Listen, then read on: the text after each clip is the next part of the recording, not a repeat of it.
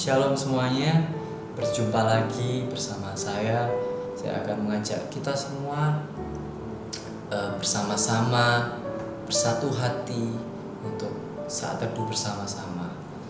Sebelum itu, mari kita panjatkan ucapan syukur kita melalui pujian kita.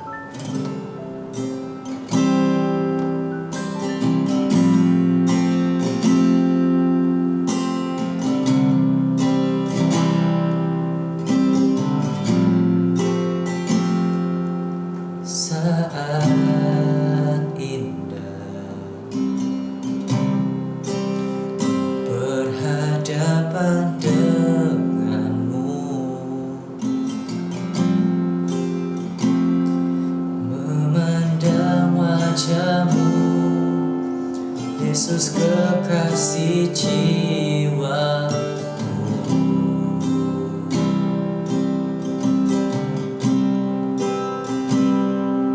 Bawa daku dalam pelukanmu,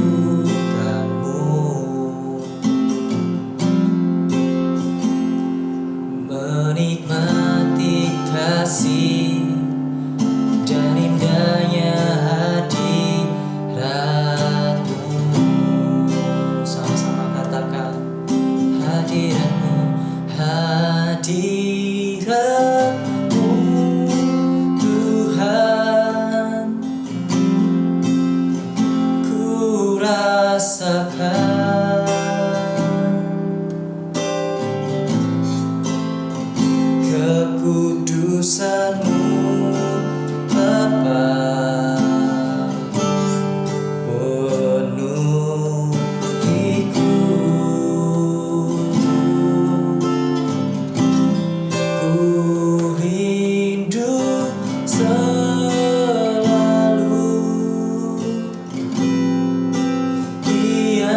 Dalam bait-Mu, menikmati kasih anugerah-Mu.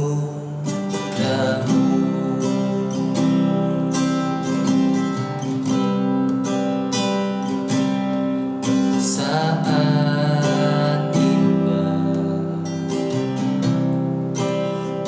berhadapan denganmu,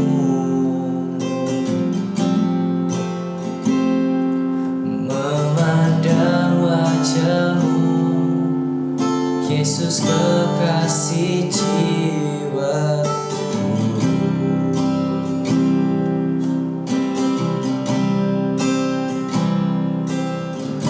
Bawa daku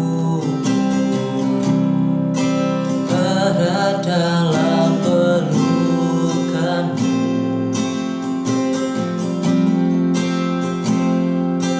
menikmati kasih dan indah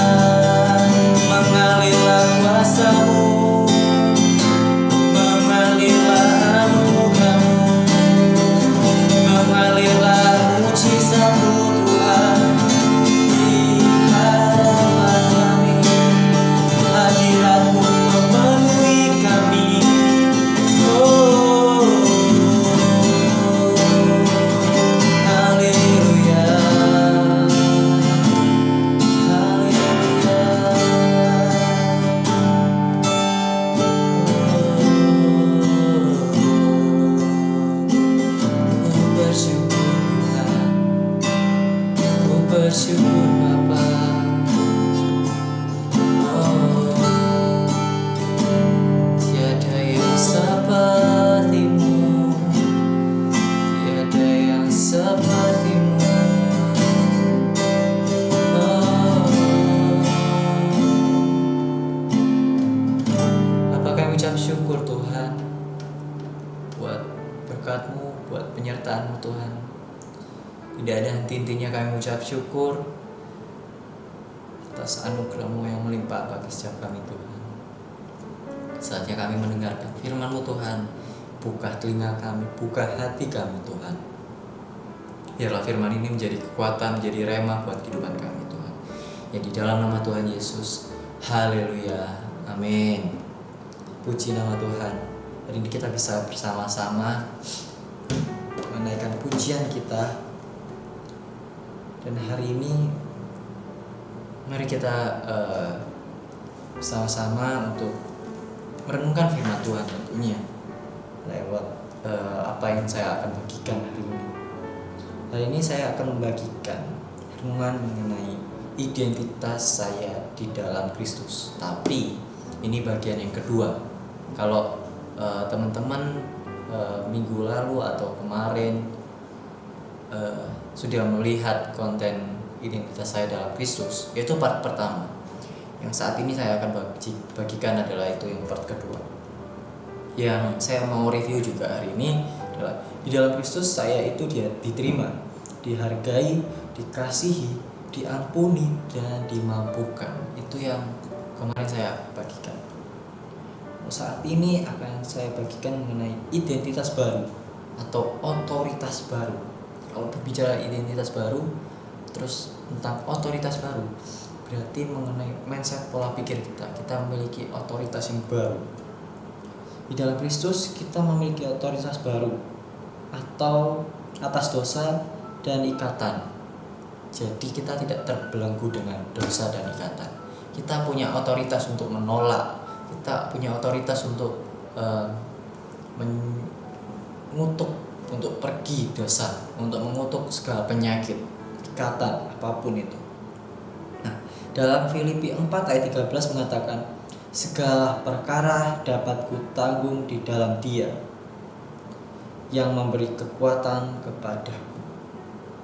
Kata-kata di dalam Dia itu adalah identitas baru. Nah, tetapi syukur bagi Allah yang dalam Kristus selalu membawa kami di jalan kemenangannya. Dengan perantaraan kami, Ia menyebarkan keharuman pengenalan akan Dia di mana-mana. Nah, kalau kita kemarin udah mendengarkan sharing saya mengenai identitas baru itu diterima untuk menerima, dihargai untuk menghargai, dikasihi untuk mengasihi, diampuni untuk mengampuni, dimampukan untuk untuk melakukan. Nah, saya bisa gagal berkali-kali, tetapi bukan berarti kegagalan itu adalah menuntut bahwa saya ini adalah orang gagal. Bukan seperti itu. Saya bisa gagal berkali-kali, tapi bukan berarti saya adalah orang gagal. Amsal 24 ayat 16 mengatakan, sebab 7 kali orang benar jatuh, namun ia bangun kembali, tetapi orang fasik akan roboh dalam bencana. Kisah anak bungsu yang terhilang. Mungkin kita sudah sering mendengarkan kisah anak bungsu yang terhilang itu.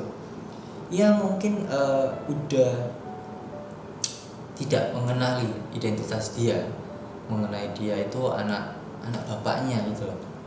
Ketika dia lari dari rumah, ketika dia sudah mengambil harta dari bapaknya, dia tidak sadar bahwa ketika dia terkelontang-lantung di luar itu udah kehabisan uang, dia takut untuk kembali, dan dia akhirnya kembali itu dengan tujuan dia ingin mengenyangkan perut, tapi dia tidak berpikir bahwa saya ini anaknya bapak saya, pasti saya diterima. Gitu. Mungkin banyak kita yang mengatakan bahwa apa hubungannya sih perbuatan buruk saya tidak akan mengurangi kasihnya kepada saya. Maksudnya adalah perbuatan buruk kita tidak mengurangi kasih Tuhan kepada kita, karena kasih Tuhan itu sangat penuh untuk kita. Mungkin kita berpikir bahwa kalau kita nggak berbuat baik, Tuhan nggak bakal berbuat baik, tapi itu salah. Identitas sebagai anak Bapa adalah identitas yang terpenting dalam hidup. Identitas sebagai anak Bapa adalah anugerah, bukan upah. Itu yang perlu kita tahu. Identitas sebagai anak Bapa itu sebuah anugerah, bukan sebuah upah, bukan sebuah pemberian. Jangan izinkan dirimu menjadi man pleasing, menyenangkan manusia sekedar supaya mendapatkan pujian atau pengharapan. Lakukan segala sesuatu untuk menyenangkan hati Tuhan, bukan untuk dihargai atau dipuji manusia.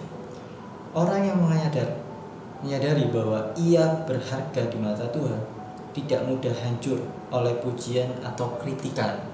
Itu yang perlu kita tahu. Mungkin sampai di sini identitas sebagai anak atau identitas kita dalam Kristus. Kita punya otoritas baru. Itu yang paling saya akan tekankan di sini. Mari kita tutup dengan doa. Bapa, kami ucap syukur Tuhan, biarlah firman ini menjadi kekuatan, menjadi rema, dan biarlah kita menjadi anak-anak Tuhan yang semangat, memiliki otoritas yang baru untuk menjalani kehidupan kami. Dalam nama Tuhan Yesus, haleluya, amin. Sampai di sini, Tuhan Yesus memberkati. God bless you.